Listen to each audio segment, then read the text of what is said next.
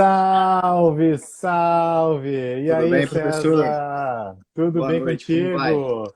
Tudo ótimo! Maravilha. Deixa eu colocar certinho Show! aqui, que é a primeira vez que eu faço uma live aqui no Instagram, então, enfim. Show! Já vi que os amigos meus já estão entrando aí, ó. É, maravilha, eu combinei aí. Vinícius, Daniel, Lucas. Show! Maravilha. Convidei um pessoal também aí. Vamos discutir esse tema aí super importante. Obrigado, primeiro, né, por ter aceitado o convite. Acho que Muito vai honrado. ser muito legal aqui a gente conversar, até porque é um tema que, enfim, é pouco discutido, né, seja no judiciário, seja pelos advogados, seja pela própria procuradoria. E é muito legal a gente ter também uma visão, enfim, um pouco menos da advocacia, né?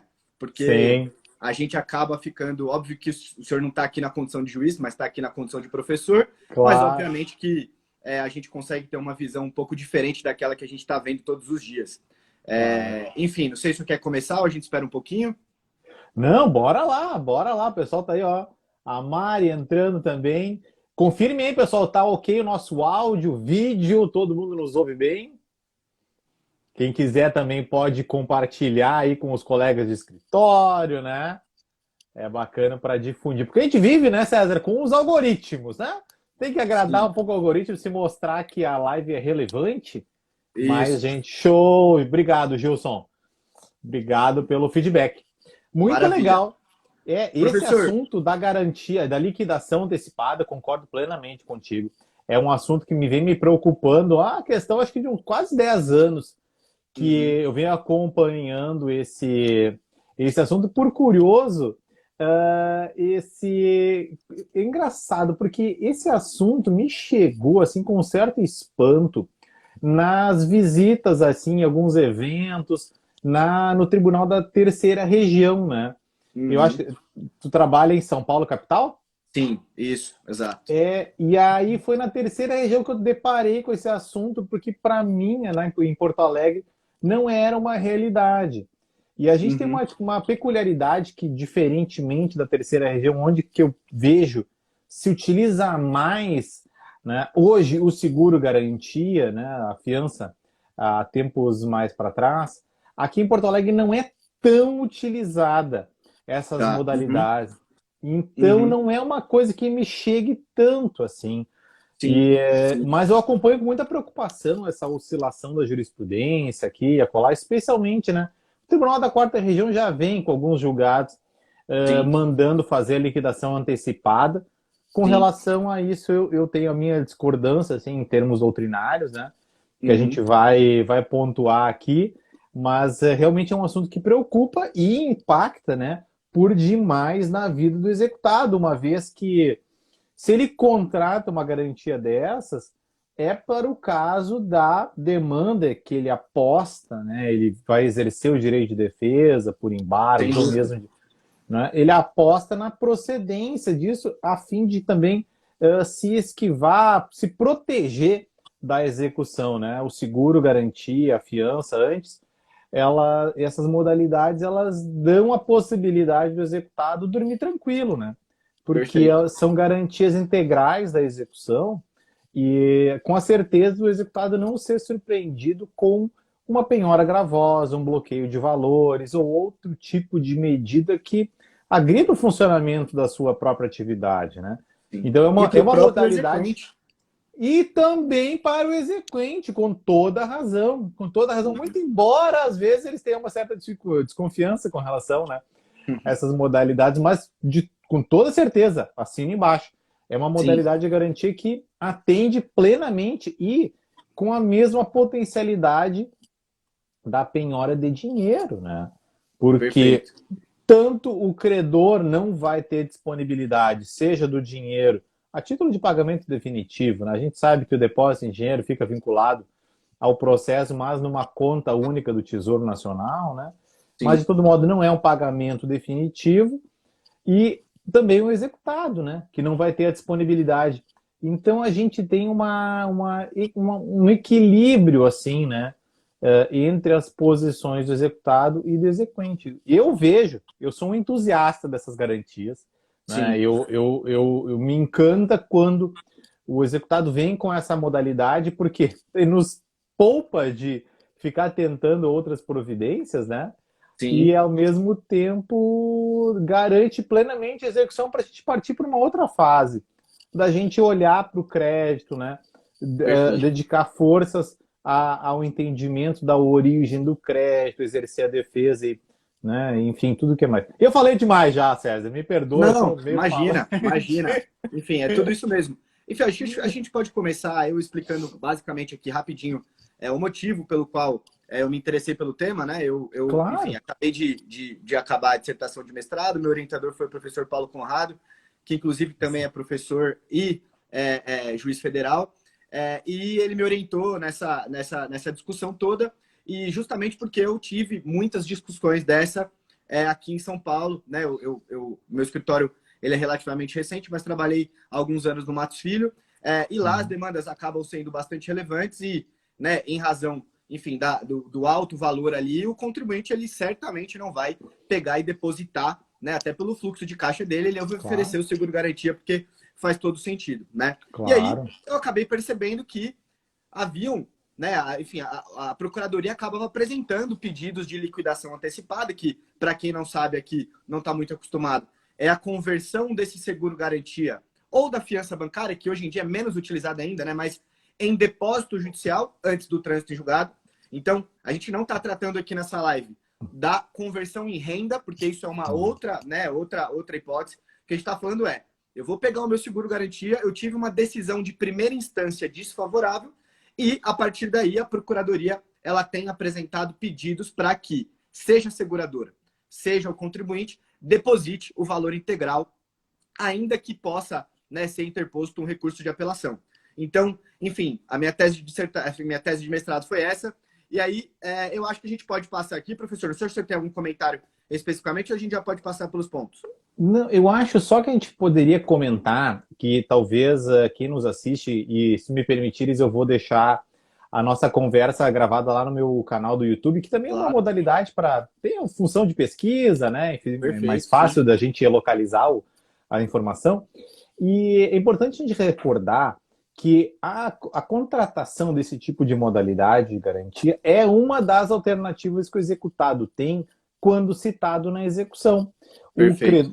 O exequente e a lei, eles pretendem, eles imaginam, como a lei quisesse alguma coisa, mas a lei ela foi idealizada, né, com a outorga de uma dupla garantia, uma dupla oportunidade em proveito do executado, que é de pagar a execução, que é, afinal de contas, o objetivo último da execução, né, obter o pagamento, mas, alternativamente, e aqui já se diferenciando do sistema do CPC, mesmo lá antes das reformas de 2006 e do novo Código, a lei oportunizava e continua oportunizando a possibilidade do executado garantir a execução. E a garantia pode ser feita de variadas maneiras.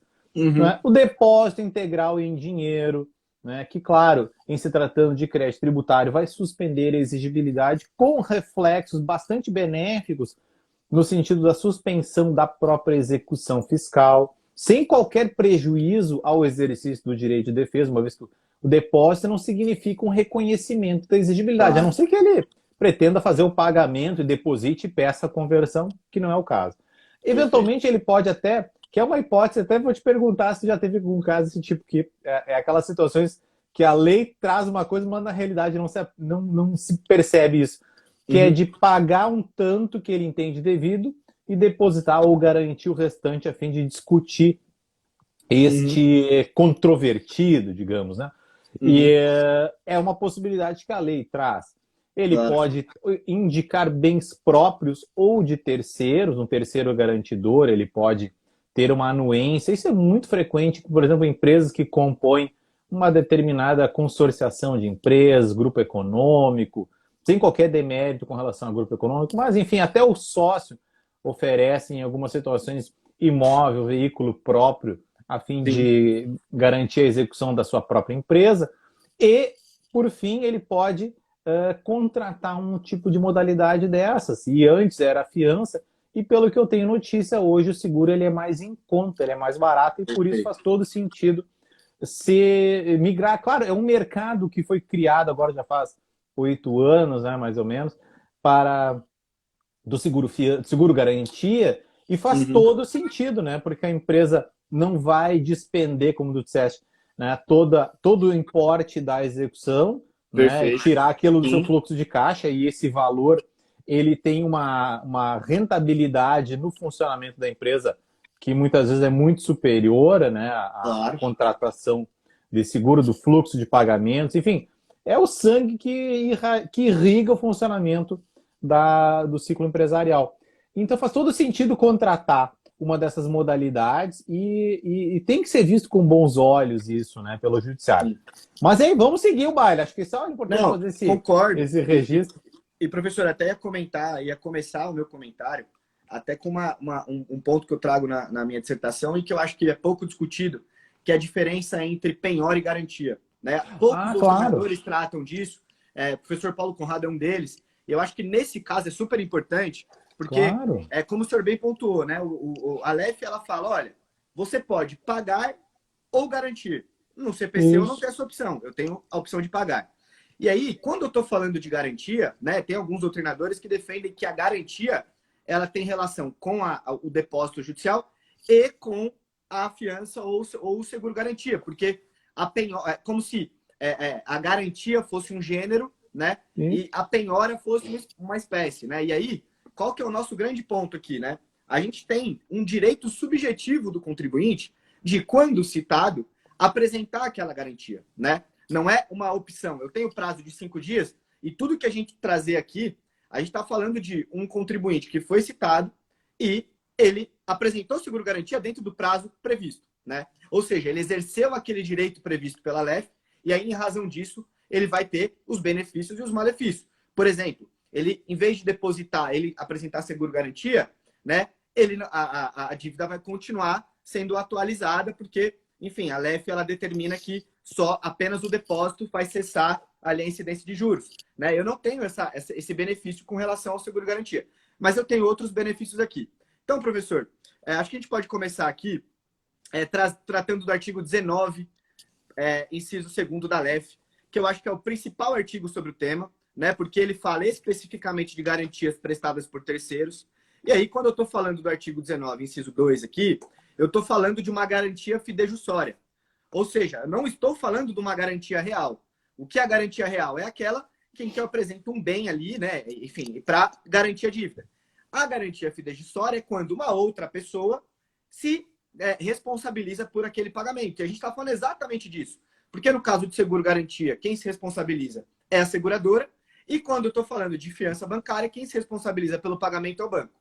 E aí, a gente tem a disposição que é, no caso de rejeição dos embargos à execução, né, o terceiro vai ser intimado a pagar, né, o valor da dívida com juros e multa. E aí, queria ouvir sua opinião sobre o que o senhor acha aí desse primeiro artigo e para depois a gente comentar aqui, discutir. O que a Fazenda traz é que a expressão sendo rejeitados os embargos significa decisão de primeira instância e, em razão disso, eu poderia continuar os atos expropriatórios na execução fiscal e exigir ali a conversão do seguro-garantia em depósito judicial. Não em renda, mas em depósito judicial. Eu particularmente não concordo com esse posicionamento, né? Não enfrentei caso assim, mas eu sustentei isso, inclusive no meu livro, que foi lançado recentemente. Que Né? legal, legal. E Um dos nessa poucos parte. livros que tratam do tema também, tá? Porque é muito difícil achar. Porque justamente é um livro de quem trabalha no assunto, né? Perfeito. Mas no livro fui olhar, não, eu realmente tratei, né? E, acho que a gente precisa só fazer uma discriminação, assim, que a lei traz uma possibilidade que se enquadraria muito remotamente, que é lá a possibilidade de promover a execução contra o fiador, lá no artigo Perfeito. 4º. Uhum. Isso, claro, está dentro de um contexto de um crédito originado por força de contrato, que Perfeito. pode ter uma fiança associada, né? Em Sim. algum tipo de caso contratual. E, muito residualmente, caso a quem prestou a fiança bancária, né, uma instituição financeira, poderia, em tese, né? A gente nunca imagina uma situação dessa, mas caso ela não honrasse a fiança, a gente poderia promover a execução contra este fiador. Perfeito. Mas aqui a gente precisa fazer uma leitura conjugada, né, com relação a essa situação do artigo 19. E quando diz rejeitados os embargos, eu procuro fazer uma leitura, uma interpretação conjugada, porque assim, lá no artigo 15, nós já temos uma espécie de equiparação, isso, no inciso 1, quem nos acompanha também pode dar uma espiada, porque diz lá que o executado pode substituir, é uma das poucas vantagens, prerrogativas que o executado tem na nossa lei. A Fazenda, o credor, tem inúmeras prerrogativas outorgadas pela lei de execuções, e uma das poucas é a possibilidade do executado promover a substituição da penhora. E aí ele pode substituir, prerrogativa prevista pela própria lei, no sentido, eu posso substituir livremente, por ato isolado do executado, substituir a penhora por depósito integral em dinheiro, por fiança e ou por seguro-garantia. Então a gente tem no inciso, sem discriminação hierárquica de preponderância, interesse, enfim, preferência, fiança, dinheiro e seguro. Esse é um ponto bastante interessante. E aí nós temos também no artigo, salvo engano, 9º, né, no parágrafo 3º, porque a garantia da execução pode ser feita por depósito, por fiança e por seguro, e tudo isso com os mesmos efeitos da penhora. Isso é muito interessante, que a própria lei, claro, atualizada em 2014, quando se criou esse mercado do seguro-garantia, colocou a fiança e o seguro na mesma importância do depósito em dinheiro. Então nós temos em duas passagens, ao menos, na garantia e na substituição, a mesma potencialidade. Eu gosto dessa palavra, eu uso nos meus despachos. A mesma potencialidade entre dinheiro e seguro, que é a modalidade mais presente hoje. E aí, na minha leitura, fazendo essa conjugação dessas passagens, nós vamos deitar os olhos lá no artigo 32, porque traz que somente depois do trânsito em julgado, no parágrafo 2º, e isso é uma coisa realmente de quem vive essa nossa tão surpreendente lei de execuções, que ela tem algumas nuances assim que às vezes nos surpreende, né? No artigo 32, lá no parágrafo 2º, traz que somente depois do trânsito em julgado da decisão, o depósito será convertido em pagamento definitivo. Daí que, na minha ótica, não se deveria ler rejeitado no sentido da sentença, mas sim rejeitado no sentido da definitividade. Por que isso? Porque apenas depois do trânsito em julgado eu vou poder converter um depósito em dinheiro em pagamento definitivo. Só que o seguro e a fiança têm a mesma potencialidade, para usar a minha palavra de preferência, que o dinheiro. Então eu não poderia invocar uma liquidação antecipada, imputar a ocorrência do sinistro, né, assegurado pela mera rejeição em primeira instância, mas, e a gente sabe que tem inúmeras reformas, e não é uma coisa assim extravagante, até porque a jurisprudência é oscilante, né? Até bem pouco tempo atrás a gente julgava que o ICMS fazia parte da base de cálculo do PIS e COFINS com súmulas, né, dos tribunais superiores, e a jurisprudência radicalizou, e em especial no tributário e na execução, a jurisprudência é pródiga nessas reformulações, e é bom que o faça. Então, é muito natural as reformas, não vejo nenhuma crítica, nada, não me incomoda em nada isso aí, mas a gente não poderia ler com essa potencialidade do dinheiro ser convertido em pagamento depois do trânsito em julgado, mas o seguro ser convertido em depósito, não é? Determinar, estou tentando lembrar uma palavra, é um termo em inglês que é on first demand, uma coisa desse tipo, que é requerer o pagamento da indenização, né, de pronto, né, nessa mera rejeição na sentença. Uhum. Porque o dinheiro e o seguro estão na mesma ordem de importância, né? Pelos olhos da lei de execuções.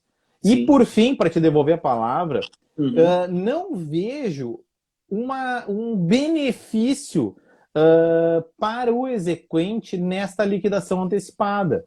Uma Uhum. vez que transformado aquilo em depósito, a gente vai ter que aguardar o trânsito em julgado. Só Perfeito. que essa liquidação antecipada no momento da sentença de improcedência dos embargos, ela causa um prejuízo enorme em detrimento do executado, que vai ter que pagar encargos a título de uma espécie de empréstimo, né, de mútuo daquela indenização que foi depositada, né, e ele vai ter que pagar a remuneração daquele capital, o que é muito diferente da contratação como é que é o termo agora? Escapou o teu preço do seguro lá, Prêmio. o prêmio, desculpa. Isso que eu Perfeito. trabalhei em seguradora, mas o prêmio do seguro, me escapou o Sim, termo. Então claro. é muito diferente. A gente causa um prejuízo enorme ao executado, que vai ter que Uhum. remunerar aquele capital para a instituição financeira, seguradora, e de outro lado não tem um benefício em proveito do exequente. Não vejo um benefício extraordinário em proveito do exequente. O valor vai ficar lá depositado até o trânsito em julgado dos embargos.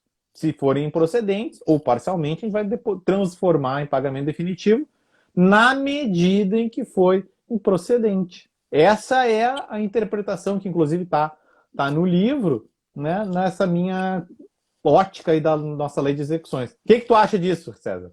Perfeito, professor. Eu concordo com tudo que o senhor disse, de verdade. E aí eu só queria contribuir com alguns outros pontos, né?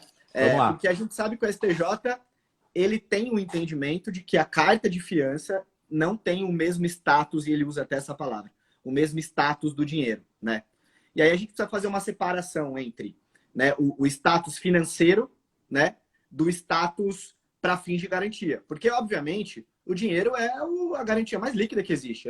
Nada se Claro, compara ao dinheiro, né? claro. Mas eu tenho a equiparação econômica e a equiparação legal. São coisas distintas e eu preciso observar a lei de execuções fiscais. Inclusive, professor, quando a União ela traz o artigo 19 como fundamento, e é um dos principais fundamentos, ela fala isso. Ela fala, olha, inclusive dinheiro não é a mesma coisa que seguro-garantia. Então, eu tenho sim interesse, até porque eu posso depois usar o depósito, né, na conta única do Tesouro, que a gente poderia falar um pouco mais para frente. Mas aí, o que eu contribuiria aqui com relação a essa parte? A primeira é que no artigo 19, ela determina a intimação do contribuinte para pagar o débito. E pagar não é sinônimo de depositar, né? Pagar, na Uhum, minha visão, pressupõe definitividade. Ou seja, pressupõe trânsito em claro. julgado. E a gente tem aquele princípio de hermenêutica, né, que na lei não se presume palavras inúteis, né? Então eu preciso observar qual foi, né, o verbo ali que o legislador utilizou e seguir aquele verbo. A não ser que eu tenha argumento para sustentar que pagar é sinônimo de depositar, o que me parece irrazoável. Também Um acho. segundo ponto que sustenta, que reforça esse entendimento, é o próprio artigo 156 do CTN. Por quê? Porque ele traz, no inciso primeiro, pagamento como modalidade de extinção do crédito tributário. Claro. Então, como que eu estou extinguindo o crédito tributário antes do trânsito em julgado, né? A conversão em renda é uma outra modalidade de extinção do crédito tributário. Ela Isso. está prevista no artigo 32 Alef como uma possibilidade após o trânsito em julgado. E aí fica a pergunta: por que para conversão em renda, que é uma modalidade de extinção do crédito tributário, eu dependo do trânsito em julgado? E por que o pagamento, que é outra modalidade, inclusive a primeira, ela não depende? Também não faz sentido algum, né? E aí eu traria Concordo. outros pontos mais subsidiários. Por exemplo, a gente sempre tem o argumento da Fazenda também de que o dinheiro está em primeiro lugar na ordem do artigo 11, né? E aí, esse é justamente o problema em não se diferenciar penhora de garantia. Porque o artigo 11 está falando exatamente de penhora. E aí, Sim. se o seguro-garantia e a carta de fiança, como o senhor bem destacou, não fosse equiparado ao depósito, eu precisaria necessariamente dessas modalidades de garantia no inciso 11, no artigo 11, abaixo do dinheiro. E por que eu não tenho seguro-garantia ou a carta de fiança no artigo 11? Justamente porque a própria lei equiparou o seguro-garantia e a carta de fiança ao dinheiro, de forma que ela está em primeiro lugar, né? Ou seja, na nossa visão aqui, o que a gente entende é que o artigo 19 ele pressupõe sim o trânsito em julgado, até porque a Lei 9.703 de 1998, que trata dos depósitos, né, judiciais, ela até fala o seguinte, né? Ela fala que o depósito ele tem que ser definitivo. Aliás, que o pagamento, quando ela usa a palavra pagamento, ela só fala em pagamento definitivo e fala que ele deve ocorrer após o encerramento da lide ou do processo litigioso. Então, olha só, verdade. para além de todos os pontos que o senhor trouxe, que são super importantes, eu ainda traria todos esses outros para afastar a aplicação do artigo 19, parágrafo 2º, aliás, inciso 2º, para a liquidação do seguro-garantia de forma antecipada. Mas, enfim, acho que esse é um ponto super legal. Acho que a gente... Se o senhor quer comentar alguma coisa sobre esses pontos. Sim. Eu esqueci de comentar da Lei 9.300, até não sei de cor ela. 9.703. 9.703. Eu tratei dela no livro, mas não nessa parte aqui. Muito boa essa invocação desse ponto aqui. E eu queria só duas contribuições, porque no livro eu colacionei dois precedentes no sentido do STJ, no sentido de que precedentes, né? Não é repetitivo, não é nada. Sim. No sentido de que fiança e seguro produzem, olha só, é 1.691.748. É um recurso especial. Dentro do sistema de execução, a fiança e o seguro-garantia judicial produzem os mesmos efeitos jurídicos que o dinheiro para fins de garantir o juízo. Interessante isso aqui. Qual turma foi essa? Eu não tenho ela anotada aqui. Eu deixei só anotadinho aqui o número do... A terceira turma entende isso. Isso, é a terceira turma. Tá no livro. É a terceira turma. Perfeito. A terceira turma é excelente com relação à matéria, mas a primeira e a segunda... Que são do tributário. não entende dessa forma. Que é quem, no final do dia, acaba julgando as causas tributárias e aí, em razão disso, a gente tem esse problema, né? Sim. Enfim. E aí também no tema repetitivo 120, apesar que lá ele tratou da substituição da penhora, que fala, né, que no artigo 15, inciso 1º da LEF é autorizado ou executado, independentemente de aquiescência da fazenda, tão somente a substituição dos bens penhorados por depósito em dinheiro ou fiança bancária. Esse é um tema já mais antigo, né? Acho que é até anterior a reforma da LEF na parte do seguro-garantia. Mas, de todo modo, também trata, né, de forma cogente agora, né, mas, claro, na parte da substituição da garantia. Mas a notícia quente, assim, que acontece? O Senado está debruçado lá com vários projetos, ideias, para modernização do processo tributário, né? Na parte do contencioso administrativo, né? Na parte do judicial. E eu fui ler hoje o parecer, foi recentemente entregue de relatoria na verdade é da presidência da ministra Regina Helena Costa. É um parecer agora de 11 de julho de 2022 dessa comissão de juristas, e foi apresentado. Tem não sei se eu deixei ele aberto aqui. Tem 1.241 páginas. Então, claro que eu não fui ler, né, letra por letra, até porque trata da modernização também do processo administrativo tributário. Mas na parte do judicial, se a gente for dar um search ali, tem uma proposta dessa comissão de juristas, eu achei muito interessante, de modernizar a redação do artigo 18 da nossa lei. Porque hoje fala que, caso não sejam oferecidos embargos, a Fazenda manifestar-se-á sobre a garantia da execução. Né? E no passado até se pensava isso aqui induzir uma espécie de efeito suspensivo, né?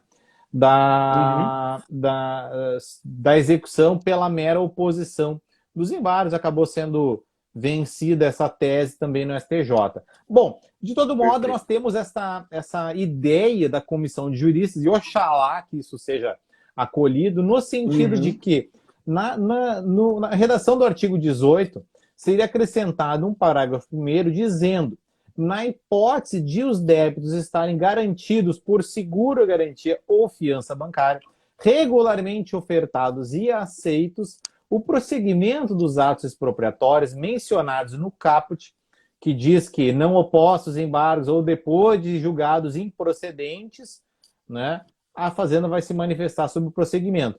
Então, o prosseguimento dos atos expropriatórios, no sentido depois do trânsito em julgado, somente ocorrerá, no melhor dizendo, quando o tribunal decidir pela improcedência das alegações formuladas pelo embargante. Excelente. Então assim, já estaria condicionada, né, a uma segunda instância, até porque o recurso especial não tem efeito suspensivo de regra, Perfeito. né? Sim, Então, atribuiria bastante segurança jurídica e preveniria essas discussões com relação à liquidação antecipada prematura, na minha ótica, né? Prematura no momento do julgamento de improcedência dos embargos. Porque nada prejudicaria a Fazenda e tampouco lhe beneficiaria, porque o depósito teria que aguardar no trânsito em julgado. Perfeito. Então, Muito legal o seu ponto, eu não sabia dele. Isso aqui eu posso te passar o relatório, é um Por parecer, favor. na verdade. Tá. E a ministra Regina Helena Costa, que é uma voz autorizadíssima, né? Sem dúvida. Para presidir essa comissão de juristas, eu achei muito interessante. Claro, tem outras passagens de sugestões de atualização da nossa lei de execuções, mas essa aqui da nossa conversa é uma sugestão que eu torço que prepondere, que vingue, né?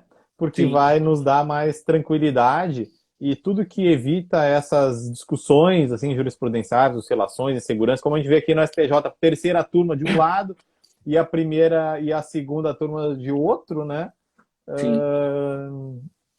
Nos deixa assim.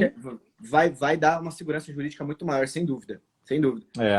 E professor, passando para o segundo ponto aqui, a gente tem aquelas cláusulas nos seguros garantia em que prevém, né, a liquidação do seguro independentemente do trânsito em julgado, quando determinado pelo juiz. E a gente sabe que essas cláusulas elas sempre existem porque o contribuinte, quando vai oferecer um seguro garantia, ele observa, né, os requisitos previstos na portaria 164 da PGFN, né, e no final do dia, a PGFN, inclusive, ela tem uma nota oficial no site dela, em que ela justifica, né, acho que foi em 2019, alguma coisa assim, mas ela falou, olha, gente, eu não estou querendo afastar, enfim, não estou querendo violar a LEF, não. O que eu quero é só cumprir o que foi acordado no contrato. E no contrato está dizendo que o juiz, quando intimar a seguradora ou o contribuinte para realizar o depósito, ele vai fazer independentemente do trânsito julgado, né? E aí, realmente, a gente tem uma dificuldade um pouco maior, porque o contribuinte se presume que ele aceitou todas as cláusulas ali estabelecidas, né? E aí, em razão disso, eu queria perguntar o que o senhor entende disso, né? Enfim, a gente pode estar falando de uma liquidação, né, do cenário mais macro, ou seja, não tem, num caso específico, uma apólice apresentada, mas nos casos em que a apólice já foi apresentada nesses termos, me parece que a gente teria um pouco mais de dificuldade, né, para afastar, ao menos no âmbito contratual. E aí eu queria ouvir o que o senhor pensa sobre esse ponto específico. Eu acho que isso aí é um efeito nefasto de um vício, um pecado original. Porque a nossa lei, ela diz que essas garantias elas vão observar a regulamentação imposta pelo órgão regulador, que em se tratando de seguro é a SUSEP, em se tratando de fiança bancária é o Banco Central. Estes é que são os órgãos fiscalizadores, tratei disso no livro. Não é a Fazenda que regulamenta o funcionamento dessas garantias com devido perdão, né? Mas não é, né? A Fazenda, a Procuradoria-Geral, ela pode disciplinar o seu próprio funcionamento interno. Ela pode, na verdade, deve orientar a atuação dos procuradores para que não se caia numa margem para arbítrio, né? Claro. Mas a regulamentação que a Procuradoria estabelece diz respeito à sua própria atividade em juízo. Ponto. Uhum. Nessa regulamentação, seguramente está lá exigida esta cláusula e também está exigida, né, como eu não sei de cor, tá? Não, sem problema. O meu ponto de partida é outro, mas com relação à renovação, por exemplo, Isso, prazo de renovação também, perfeito, né? perfeito. 1 ou 2 anos, Uhum, renovação compulsória, ou se tem que vigorar até o isso. trânsito em julgado, enfim, discussões a esse propósito. Então, tudo isso está dentro. Eu não vejo problema nenhum em a fiança ou o seguro ser renovado, como qualquer seguro da humanidade, né? Que tem um prazo e é renovado. Isso aí não é uma inovação do tributário, né? Todo mundo tem contrato de seguro aqui que está nos assistindo e sabe que tem que renovar. Uhum. Bom, de todo modo, a Fazenda achou melhor exigir um prazo que vai até, pode ser até o ano 3000, porque as Isso. discussões elas podem ficar suspensas, inclusive no aguardo de um repetitivo ou de uma repercussão geral. E aí, também está lá exigida essa situação de uma liquidação, a possibilidade de liquidação antecipada, porque isso convém ao credor. Lógico, Convém ao lógico. credor na sua atividade em juízo. Não me parece que essa exigência seja uma exigência modelar no sentido do direito contratual, porque ela vai beneficiar, né, de forma até meio exacerbada, aquele terceiro garantido, que tem o seu crédito garantido. Uhum. Bom, então a gente tem, acho que, problemas de origem nessas regulamentações, né? E quando há críticas, por exemplo, só para dar um exemplo, assim, eu preciso de uma certidão que ateste a regularidade do funcionamento da seguradora. Você não podemos prestar uma fiança bancária. Você não podemos expedir uma apólice de seguro-garantia. A gente pode fazer um aval num título de crédito, a gente pode contratar uma fiança contratual, isso a gente pode fazer. Agora, nós não somos instituições financeiras nem seguradoras, porque Perfeito. essas instituições são fiscalizadas por um órgão próprio, como eu coloquei. Não é a Uhum. procuradoria que fiscaliza a regularidade, a rigidez. Não, essa seguradora não me atende, me atende esta outra aqui. Infelizmente, não Uhum. é isso que acontece. Quem fiscaliza as seguradoras e os bancos, o nosso sistema é bastante sólido, né? São o Banco Central e a SUSEP. Daí que a gente não pode, assim, e aqui é uma crítica doutrinária, a gente não pode ir a ferro e fogo fazer cumprir apenas aquilo que é do interesse do credor. Né? O processo ele tem que ter um mínimo de equilíbrio, né? Já é uma lei um tanto desequilibrada em proveito do exequente, né? Dentro de uma ótica lá da década de 80, né? Em plena ditadura militar. Então é uma lei já problemática. E aí vem uma exigência que também me soa problemática. E aqui eu queria invocar uma outra coisa que essa relação contratual entre o executado, o contribuinte que, enfim, adquire essa garantia e o seu parceiro negocial, que é a instituição seguradora, é uma relação contratual que não poderia o terceiro, aqui o exequente, intervir, né? Tem uma relatividade, a gente teria que observar a relatividade dos efeitos do contrato. Assim. Estou pensando alto aqui, né? Porque Uhum. o Sim. contrato ele é obrigatório entre as partes, né? A gente não pode intervir nessa relação contratual e até fui buscar no Código Civil, não sei se deixei ele aberto aqui, o 221 do Código, não, já fechei, mas o 221 do Código Civil, por exemplo, diz lá que o contrato ele tem que ser observado, ele é observável entre as partes e a gente não poderia exigir, né, o instrumento particular por quem esteja na livre disposição de administração de seus bens, prova as obrigações convencionais de qualquer valor, mas os seus efeitos, bem como os da cessão. Então, os efeitos deste contrato do instrumento particular não se operam em relação a terceiros, aqui está a relatividade dos efeitos do contrato, antes de registrado no registro público. Então, assim, esse é só um achado assim do Código Civil que Uhum. a gente não poderia intervir nessa relação contratual a ponto de impor esse prejuízo ao contratante, né, sem um benefício mais interessante, assim, um benefício considerável para a liquidação do crédito, né, em proveito do exequente. Então, pensamentos assim só a este respeito. Sim, não, acho, enfim, super válido todos esses pontos.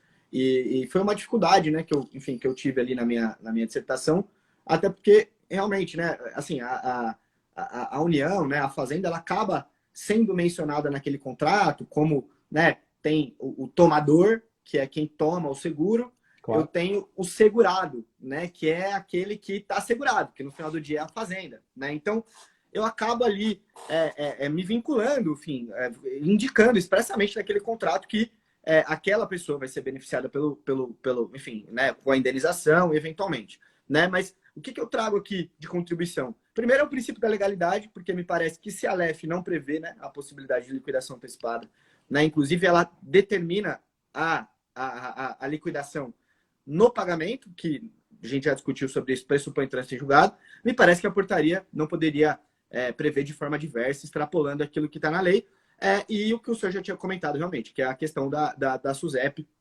E o que eu trago, né, até eu publiquei um artigo hoje, eu com o Diego Diniz, sobre esse tema, a gente trata ali como se fosse uma cláusula de adesão, né? Porque se eu não ofereço, Claro. a Fazenda ela não vai aceitar, e infelizmente os tribunais, os juízes, eles têm se limitado a intimar a Fazenda para se manifestar sobre a observância daqueles requisitos. Então, se não observou, então ajusta e ponto final. E o contribuinte, por outro lado, que ele poderia muito bem questionar e falar, não, não vou por causa disso, aquilo e aquilo, aquilo, ele acaba não fazendo naquele momento, porque geralmente ele tem urgência. Ele precisa da CND, ele precisa da interrupção dos atos propriatórios, ele fala, bom, então eu vou Claro. apresentar desse jeito, se lá na frente eu tiver uma liquidação, aí eu vejo o que eu vou fazer. E acaba fragilizando um pouco o argumento dele, porque ele já está no outro momento processual, ele já apresentou a pólice naquele cenário, por isso que é importante, eventualmente, um ajuste na redação da pólice, ou, eventualmente, um destaque de que, olha, eu estou apresentando em razão da portaria, mas, enfim, destaco ali que enfim, isso aí é legal. Enfim, não que isso seja efetivamente determinante para uma alteração de entendimento no futuro, mas eu acho que, minimamente, é importante que se discuta isso, né, de forma prévia, para você não estar numa situação em que você efetivamente já apresentou. Mas, professor, eu acho que o principal ponto que eu queria ouvir sua opinião é com relação à súmula 317. Porque Ah, essa sim. é super aplicada, super aplicada. Esse é um super argumento da Fazenda também. E me parece que ela, né, no final do dia, se eu ler a redação literal ali da súmula, eu vou entender que se eu tiver um recurso de apelação pendente de julgamento, isso não vai interromper os atos expropriatórios. E também o artigo 1012, né, parágrafo 1º, inciso 3º, fala que a apelação interposta em face da sentença que julga improcedentes os embargos não tem efeito suspensivo. É uma exceção à suspensividade da apelação. E aí eu queria entender o que o senhor pensa sobre isso, porque realmente, quando eu bati o olho e li a súmula 317, falei, ferrou. Aqui realmente eu tenho um entendimento que no final do dia pode aplicar, é aplicável às execuções, e em razão disso eu teria um problema. Eu tenho a minha posição formada, mas queria te ouvir ali, porque realmente é um ponto super delicado e super importante com relação ao tema. Com toda certeza. Eu acho que essa súmula a gente tem que olhar ela com os óculos da época, né? Se eu não me engano, ela é de 2005, né? Essa Isso aí. súmula é 2005, né? E em Isso aí. 2005 nós não tínhamos ainda a reforma que veio em 2006. A vantagem de ter Perfeito. trabalhado muito tempo em execução é que a gente vê esse troço acontecer. Mas aí, o que acontece? Em 2005, os embargos, olha só que curioso, os embargos tinham efeito suspensivo automático. Isso, sim. Bastava embargar para ser suspensa a execução. E Perfeito. isso era lá do CPC, Uhum. porque a lei de execuções não traz explicitamente efeito suspensivo aos embargos. E ela Até hoje não deixou, traz. até hoje não traz. É isso. Muito se tentou conjugar normas, pedaços, fragmentos para criar um efeito suspensivo que não existe, salvo com relação ao depósito em dinheiro, tá? Sim. Eu defendo isso aí no meu livro, que a única situação de efeito suspensivo automático é a do artigo 32, quando é depósito integral em dinheiro. Tem Ponto. razão. Uhum. Então, a lei não traz. E a gente nunca se dava conta, a gente recebia os iniciais e suspendia. Bom, em 2006 teve a reforma, né? E acabou o efeito suspensivo automático dos embargos. E durante um tempo, na execução fiscal ficou essa ansiedade, assim, mas tinha efeito suspensivo e agora não tem mais, vamos inventar um efeito suspensivo. Então, a jurisprudência aqui, a colar, inclusive do TRF da 4ª Região, criou esse efeito. Eu passei a aplicar o CPC com a reforma de 2006, que exigia uma tríplice, são 3 exigências: garantia integral da execução, um Perfeito. risco de reversibilidade e uma solidez de argumentos. Então tem que passar, minha assessora, então, a gente tem que olhar as iniciais e saber, isso aqui vai ser julgado procedente, isso aqui não, por causa da nossa experiência, assim, a gente olha aqui, isso aqui é procedente, isso aqui não é. Então a gente dá efeito específico, assim, é bem aquela coisa da prática, né? Sim. Então era assim. Eu, ao menos, e o tribunal depois se alinhou ao STJ, que por fim julgou em repetitivo que tem que observar o CPC. Toda essa ladainha para dizer que essa súmula estava vinculada a uma época do efeito suspensivo automático. Então, opostos embargos, até a sentença de improcedência estava suspensa a execução. E depois da sentença de improcedência, a gente podia seguir, como disseste, a apelação em face dessa sentença tinha efeito apenas devolutivo. Bom, e aí, então, a gente seguia a execução. Na minha ótica, essa súmula está presa a este ambiente. No nosso ambiente atual, a gente tem uma regulação completamente diferente. A gente tem que aguardar os embargos quando tem efeito suspensivo disposto por decisão liminar, né, no recebimento dos embargos. Perfeito. Mas tudo isso, né, não se aplica, e aqui a gente volta ao ponto inicial da nossa conversa, não se aplica ao depósito, para o seguro e para a fiança. Por quê? Porque depósito, seguro e fiança estão equiparados, né, em termos de potencialidade para fins de garantia da execução e suspensão Perfeito. Dos atos expropriatórios até o trânsito em julgado, por força aqui, então, da conjugação e aplicação do artigo 32, parágrafo 2º da LEF. Essa é a minha leitura e eu não me preocupo tanto com a súmula 317, com essas considerações.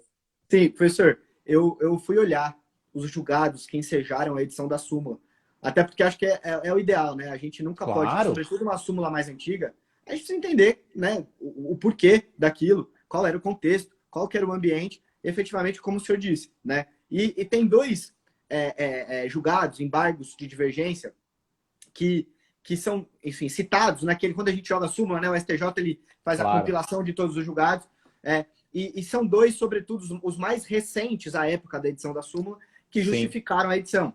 O primeiro estava analisando uma execução ajuizado por uma instituição financeira contra uma pessoa física, discutindo uma nota promissória, e uma outra era uma execução fiscal efetivamente, mas tratava de suspensão de atos alienatórios. O que efetivamente nos dá, o processo é físico, inclusive acho que é de Porto Alegre, né? Isso, exatamente, de Porto Alegre, mas o processo é físico, mas a gente não tem alienação de seguro, até porque seguro não estava previsível, mas a gente tem alienação de carta de fiança. Claro. Né? A gente tem alienação de um bem. Né? Então, naturalmente, o ambiente não era seguro garantia, carta de fiança. Né? Então, é difícil a gente aplicar essa súmula nesse contexto de hoje em dia. Em razão de tudo que a gente falou lá atrás. Equiparação, artigo 19, enfim, todos os outros pontos. Mas eu acho super interessante isso. E um último ponto para pontuar, que eu acho que mas poucas pessoas falam, é com relação ao fato que o STJ já afastou dispositivos do CPC para aplicação, aliás, desculpe, o CPC não, já afastou a súmula 317 em razão de norma especial. A própria LEF. Vamos dar um exemplo. O próprio artigo 32, parágrafo 2º. Porque se eu ler a súmula 317, eu posso converter tudo em renda e acabou. Mas o STJ tem entendimento pacífico de que, apesar de a súmula 317 se aplicar às execuções fiscais, como a LEF fala que a conversão em renda do depósito depende do trânsito em julgado, você tem que observar a LEF. E aí, aplicando esse entendimento, como o artigo 19 só pressupõe, enfim, o pagamento depois da definitividade do processo, eu também observaria a LEF e não a súmula 317. E isso se aplicaria também para o artigo 1012 do CPC, né? Porque acho que, enfim, a gente está falando basicamente da mesma coisa. E aí, professor, por último, para a gente acabar a nossa live, que a gente já está com quase 50 minutos, é com relação aos depósitos judiciais. Acho que o senhor já comentou isso, né? Mas basicamente, quando o contribuinte traz essa afirmação de que, olha, você não tem benefício nenhum, já que você vai ter o depósito ali e você não vai poder converter em renda, a Fazenda sempre traz esse argumento. Fala, não, mas eu posso utilizar esse depósito judicial porque ele vai para a conta única do Tesouro e eu uso ali para fins orçamentários e, obviamente, acabou o processo, eu perdi, eu devolvo o dinheiro para o contribuinte, né? E aí o que eu trago é que a 9730, ela trata especificamente de depósito. Ou seja, eu não posso transformar uma garantia em depósito para aplicar a lei, né? Obviamente que a lei é aplicada. Então, quando eu deposito, naturalmente eu não tenho nenhuma objeção em permitir. Agora, eu tenho um seguro. Aí eu falo, excelência, transforma em depósito para eu poder aplicar a lei de depósito? Não, não era depósito, era seguro. Então, seguro é seguro, depósito é depósito, caixa de fiança é caixa de fiança, apesar da equiparação não econômica, mas equiparação legal prevista na LEF. Não sei se eu concordo, mas acho que esse era o último ponto mais relevante que eu ia trazer. Concordo totalmente e acrescentaria apenas que o depósito, acaso, por exemplo, oriundo de um bloqueio se esbajude, e a gente tem depósito, por exemplo, integral de dinheiro, né, não é por ato de vontade do contribuinte que foi lá e depositou para ter os benefícios, mas a gente penhorou, entre aspas, né, a gente foi buscar e temos depósito, a gente não pode dar as costas e recusar a este depósito, mesmo forçoso, o benefício, por exemplo, da suspensão da exigibilidade do crédito. Perfeito. Se temos depósito, e o CTN não condicionou a origem do depósito. É um depósito voluntário ou um depósito forçoso, né, por constrição. Bom, temos depósito, está suspensa a exigibilidade do crédito pela mera existência do depósito. Então é apenas essa consideração adicional que, eventualmente, pode beneficiar também o contribuinte que tem o valor depositado, mas não nessa situação de se converter uma garantia em outra, né? Que é totalmente inadequado. Também concordo nesse ponto. Professor, eu não sei como salva a live, porque eu nunca fiz. Logo no final, quando der o encerrar ali naquele xizinho em cima, tem uma opção de salvar. Maravilha. E aí é fácil, assim, vai abrir uma espécie de para fazer tipo um post no Instagram. Tá bom. E aí salva a live ali, deixa salvo, bem tranquilo. Dá para escrever umas considerações, botar hashtag e tal, ou deixar em branco também, bem fácil. Legal. Professor, aí depois muito obrigado pelo seu tempo. Eu sei que o senhor cancelou a sua aula de hoje aí para participar com a gente aqui. E, enfim, só tenho palavras para agradecer. Muito bom ouvir os seus pontos e muito bom um estudioso sobre execução fiscal acabar concordando ali com a maioria dos pontos, porque, como o senhor disse, eu acho que o seguro-garantia ele talvez seja uma das únicas opções ali para um contribuinte efetivamente discutir o débito, porque num cenário como a gente tem hoje, é muito difícil uma empresa conseguir fazer o depósito integral, sobretudo quando a gente está falando de valores vultuosos, porque aí a gente realmente não tem a mínima condição de fazer isso. Então, se a gente começar a fazer pedidos de liquidação antecipada, seguro-garantia, a gente vai acabar por inutilizar a garantia e, consequentemente, ter cada vez mais execuções fiscais paradas, sem nenhum andamento, né? E aumentar ali toda essa quantidade de processos que já existe e que tanto o Poder Judiciário, enfim, quanto os contribuintes e a própria Fazenda sofre, porque acho que é um problema geral que ninguém quer ter mais. Mas é isso, o senhor tem algum comentário final, mas enfim, não, agradeço muito. Só agradecer e seria um gol contra mesmo, né? Um gol contra para o interesse fazendário exigir essa liquidação antecipada, porque todo mundo vai evitar, né? Não vou entrar numa canoa furada dessa, né? E é uma garantia tão interessante, tão importante, potente, inclusive para o próprio credor. Então, oxalá que essa alteração da lei aí vá em frente, né?